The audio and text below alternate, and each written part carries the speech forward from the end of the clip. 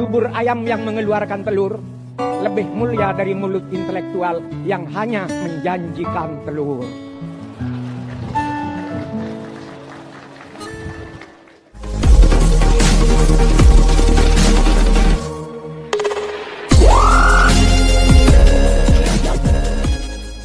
Assalamualaikum warahmatullahi wabarakatuh. Salam sejahtera bagi kita semua. Bapak Presiden yang saya muliakan, Bapak-Bapak Menteri, Bapak-Bapak dari Dewan Perwakilan Rakyat, segenap para budayawan dan budayawati yang saya cintai. Pertama kali saya bersyukur kehadirat Tuhan Yang Maha Esa atas terselenggaranya Kongres Kebudayaan Indonesia yang insya Allah akan memberikan warna dan harkat baru bagi masa depan kebudayaan Indonesia.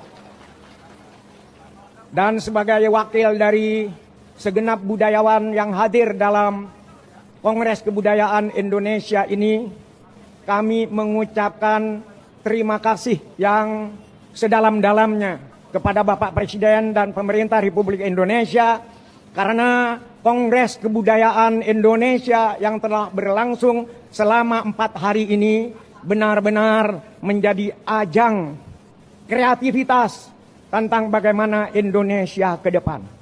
Kalau saya boleh melaporkan kepada Bapak Presiden, pada tahun 1960 datanglah seorang rektor dari Mesir, yaitu rektor Universitas Al-Azhar yang namanya Profesor Mahmud Saltut, yang negerinya 70% terdiri dari tanah gersang. Begitu beliau datang ke Indonesia, beliau kaget. Kenapa? Beliau melihat gunung biru berselendang awan di Indonesia. Beliau melihat gunung biru berselendang awan, melihat padi menguning laksana permadani keemasan, di atasnya burung-burung kecil menyanyikan keagungan Tuhan. Di pantai-pantai buih-buih putih laksana kapas menciumi bibir pantai, dan di pantai-pantai yang lain daun-daun nyiur melambai-lambai mengucapkan selamat datang kepada para pahlawan nelayan yang membawa ikan dari laut. Profesor Mahmud Saltut, walaupun beliau bukan penyair, akhirnya muncul dari hatinya rumusan Indonesia yang sangat indah. Apa katanya? Beliau berucap dalam bahasa Arab kepada Presiden Soekarno, Indonesia qit'atum minal jannah nukilat ilal ard. Indonesia adalah serpihan potongan sorga yang diturunkan oleh Allah di bumi. Kemudian beberapa tahun kemudian kita baru menyanyikan, orang bilang tanah kita tanah sorga. Dalam diskusi-diskusi atau kuliah-kuliah di Kongres Kebudayaan Indonesia ini, seperti terdapat simpulan bahwa tanah air yang subur dan indah, kalau ingin tetap subur, makmur dan indah, harus diurus oleh hati yang indah dan budi pekerti yang indah. Dari sinilah kami kaum budayawan, Bapak Presiden, sangat bertekad bagaimana Indonesia ke depan itu bisa mengejar semua ketertinggalan, sehingga kami bukan hanya sekedar sejajar, kalau bisa ditakdirkan oleh Allah kami harum di tengah-tengah kebudayaan dunia.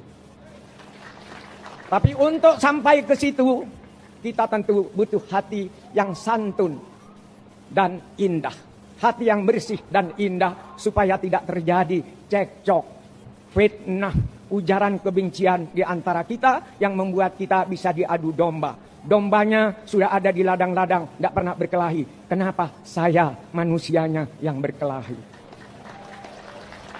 Ini juga adalah persoalan kebudayaan. Tapi kita tidak perlu mengimpor dari luar negeri, karena nenek moyang kita yang berada dari tanah Bugis, Makassar, itu punya ucapan yang sangat indah, Pak Presiden. Katanya, akinen nawa patujuko memadeceng kalawingati. Berpikirlah kamu dengan hati yang jernih, maka kemuliaan akan menyelimuti hatimu. Hati yang indah. Hati yang indah. Tolong keplok, saya hanya diberi waktu 5 menit itu. Ya. Tolong jangan keplok lah.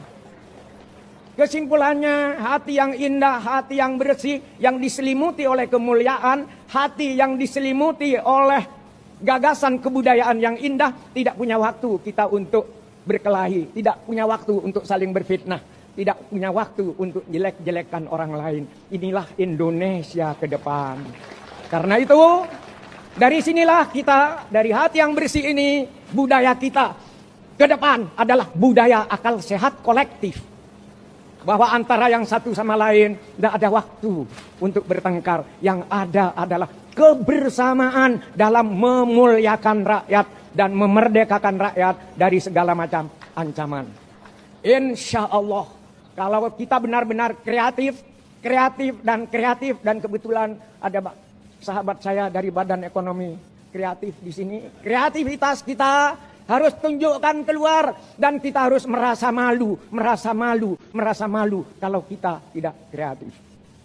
Akhirnya kerja keras tidak hanya cukup dengan janji-janji. Ada sebuah kuis yang indah ya, yang bunyinya begini. Ini tidak untuk siapa-siapa, untuk budayawan sendiri, untuk intelektual sendiri, yaitu bunyi puisi itu begini. Telur. Dubur ayam yang mengeluarkan telur lebih mulia dari mulut intelektual yang hanya menjanjikan telur.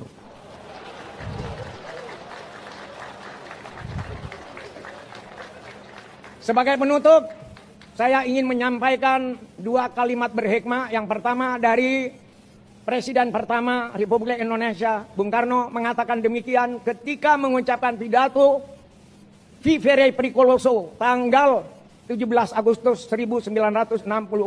Apa kata Pak Karno?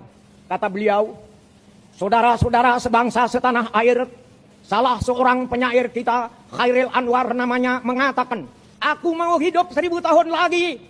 Aku kagum kepada kalimat ini, saudara. Soekarno juga ingin hidup 1000 tahun. Tapi mana mungkin, 100 tahun saja belum mungkin. Walaupun demikian, cita-cita kemerdekaan yang kutanamkan di hati bangsaku, di hati rakyatku, aku yakin akan hidup sampai 1000 tahun. Yang kedua adalah ucapan Wakil Presiden pertama Republik Indonesia, Bung Hatta. Beliau mengatakan pada zaman Jepang, daripada Indonesia kembali menjadi tanah jajahan, lebih bagus tenggelam ke dalam lautan. Akhirnya kepada Bapak Presiden, kalau kita membeli galah, carilah bambu di Surabaya. Kalau ada ucapan saya yang salah, berikanlah maaf kepada saya. Kepada para budayawan, saya ingin menyampaikan, daripada kita merasa benar di jalan yang sesat, lebih bagus merasa sesat tapi tetap di jalan yang benar. Akhirnya, Jakarta cintaku, budayawan sayangku, jejakku ku tinggal di sini, tapi senyummu ku bawa pergi. Pohon durian berbuah kedondong, sekian dong. Wassalamualaikum warahmatullahi wabarakatuh.